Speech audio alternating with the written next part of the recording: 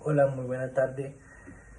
Eh, Primero que todo voy a presentar el grupo que está conformado por Roberto José, mi compañero, y mi persona, Daniel Castro. Les venimos a hablar de dos temas que dieron introducción a el comercio internacional. El primer tema es el GAP, que lo voy a manejar yo, y el segundo tema es la OMC. Bueno, para dar introducción, las siglas GAP significa Acuerdo General sobre Aranceles y Comercio. Todo empieza o parte del 30 de octubre de 1947. Ese acuerdo lo conforman 23 países, ¿sí? Que se firmó en el Palacio de las Naciones en Ginebra. En el acuerdo recogían las concesiones arancelarias convenidas, ¿sí? Las primeras negociaciones comerciales multilaterales y un conjunto de normas destinadas a evitar que dichas concesiones fueran anuladas por la adoptación de medidas restringidas del comercio, ¿sí?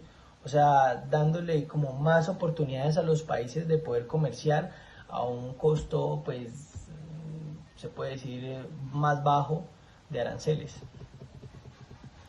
Bueno, las 23 partes contratantes fundadoras eran miembros del comité preparatorio establecidos por el Consejo Económico Social de las Naciones Unidas, que parte en 1946, para redactar la Carta de la Organización Internacional del Comercio, que las siglas son OIC. Las 23 partes contratantes fundadoras eran miembros del comité preparatorio establecidos por el Consejo Económico Social de las Naciones Unidas, que parte en 1946, para redactar la Carta de la Organización Internacional del Comercio, que las siglas son OIC, Organización Internacional del Comercio.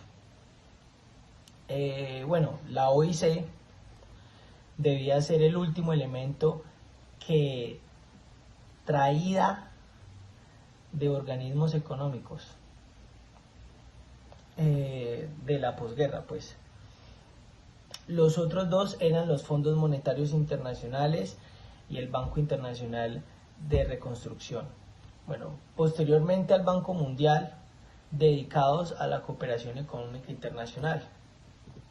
Bueno, el GATT se concibió con instrumentos provisionales que permitía poner en vigor las disposiciones de políticas comerciales de la Organización Internacional del Comercio.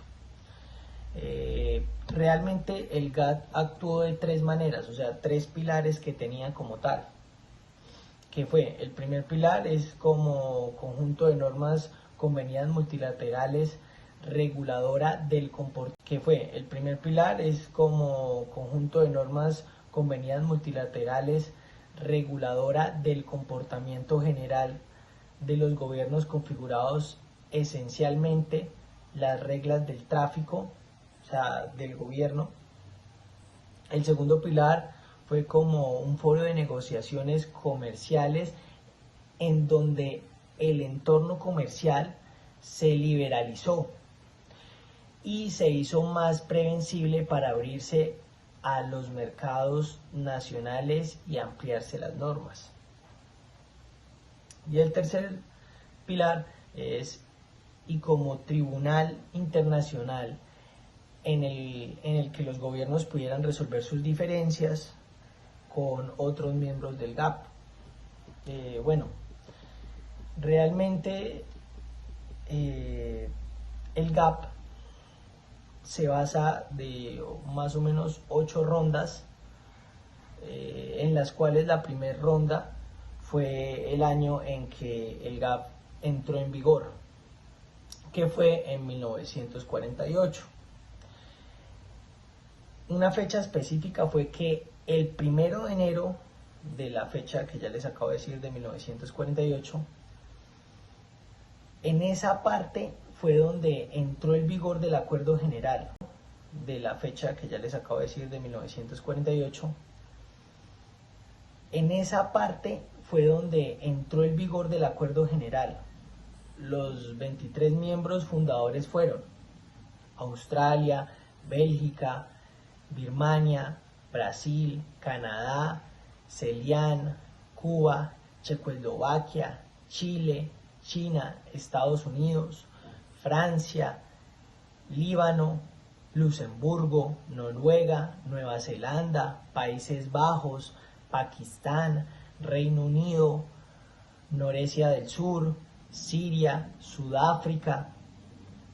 Como tal, el primer periodo de sesión de las partes contratantes tuvo un lugar en febrero a marzo en La Habana, Cuba. Simultáneamente, la secretaria de las comisiones internas de la OIC, que actuaba como secretaria del ADDOC del GATT, o sea, como una administración, se trasladó de Lake Placid a Nueva York y de Nueva York a Ginebra, donde las partes contraatacantes celebraron su segundo periodo de sesión de agosto de septiembre de 1948. Hablando prácticamente de las 8 rondas, ya abarcamos uno que fue como tal la primera sesión, que estuvieron los 23 países que ya nombré anteriormente. La segunda ronda fue en Annecy y realmente en esa ronda se intercambiaron 5.000 concesiones arancelarias. Sí. De ahí pasa a la tercera ronda en Torquay, donde pues las partes contraatacantes intercambiaron unas 8.700 concesiones arancelarias en esta ciudad que fue Inglaterra. De ahí pasamos a la cuarta ronda en Ginebra, ¿sí?, donde se concluyó que pues se logró la reducción arancelaria por un valor de 2.500 millones de dólares. Sí. Bueno, ahí podemos dar un recorderis que en el Comité 1 realmente fue encargado de convocar la conferencia de negocios arancelarias. El Comité 2 fue encargado de examinar las políticas agrícolas de los países miembros. El Comité 3 fue encargado de ocuparse de los problemas comerciales de los países en desarrollo. Sí. Ahí pasamos a la cuarta, quinta ronda, que realmente esos resultó unas 4.400 concesiones arancelarias que en valor monetario representaban 4.900 millones de dólares. Sí. De ahí pasamos a la ronda de Kennedy, sí, que realmente en esa ronda aumentaron los participantes al ver el crecimiento del GAP, que fue de 50 países, sí, pasó de 23 a 50 países. Pues la sexta ronda fue el comienzo de una nueva etapa, sí. Bueno, la sexta ronda, pues creó el GATT creó el Comercio Internacional CCI en fin de ayudar a los países en desarrollo a promover sus intercambios comerciales e identificar mercados potenciales. O sea, impulsando a las economías tercermundistas a que tuvieran más oportunidad de comercializar productos o servicios en el mismo acuerdo. En la séptima ronda entró al comercio internacional de los textiles, la AMF, que es Acuerdo Multifibras, y eso ayudó a ascender al GATT a 128.000 millones de dólares. Ya para la octava ronda, que fue la ronda de Uruguay, hubieron muchos desacuerdos con los países, muchas restricciones, y realmente ahí tuvieron la conclusión que fue muy dificultosa seguir como promoviendo el GAP, y dio paso a la OMG.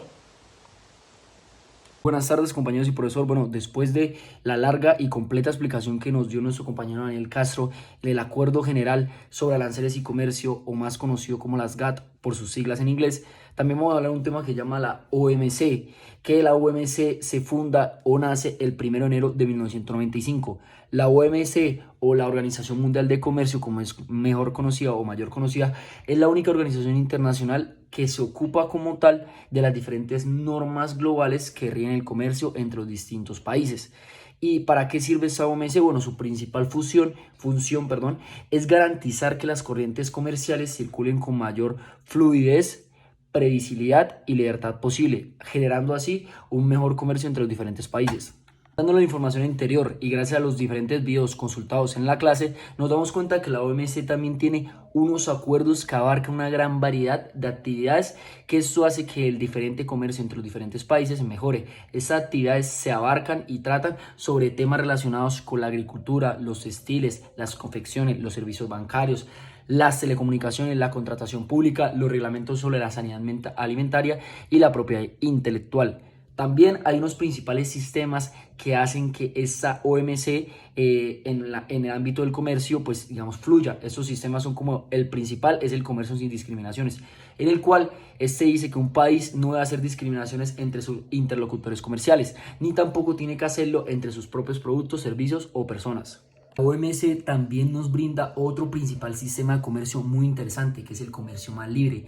¿Este comercio qué trata? Pues claro, trata sobre la disminución de las barreras de todo el comercio. Es la forma de incentivar, o más efectiva de incentivar, ese intercambio. ¿Por qué? Porque de manera gradual y mediante negociaciones se tratan los obstáculos tales como los aranceles, la prohibición de las importaciones, los contingentes y los requerimientos administrativos y bancarios, entre otros.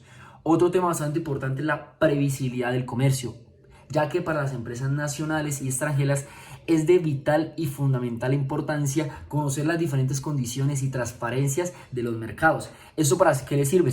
Pues porque obviamente aumentan el obstáculo del comercio o reduce, puede generar muchísima más claridad de las oportunidades fuera de este.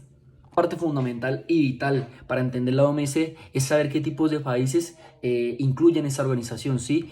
Países importantes como Argentina, Armenia, Australia y Austria desde el 1 de enero de 1995 hacen parte de esta gobernación, que como tal propone y quiere procurar construir un sistema comercial más inclusivo, que permita a más mujeres y pequeñas empresas participar en diferentes comercios y cosechar los diferentes beneficios económicos del comercio mundial.